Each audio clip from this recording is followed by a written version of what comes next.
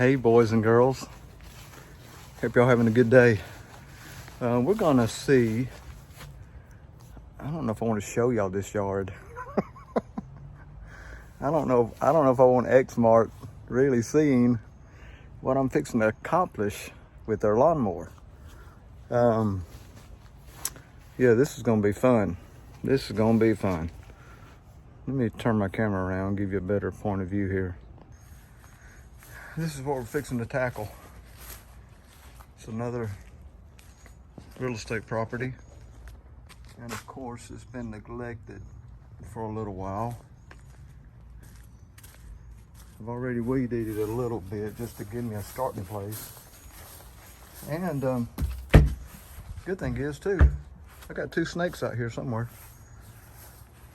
But I've cut me a trail with my weed eater. And we're just gonna take it slow and simple. I know the mower will cut it, but it's just one of those things. I'm gonna have to cut it high, drop it down a little bit, cut it a little bit lower, drop it down a little bit, cut it a little bit lower. Let's try it and see what happens.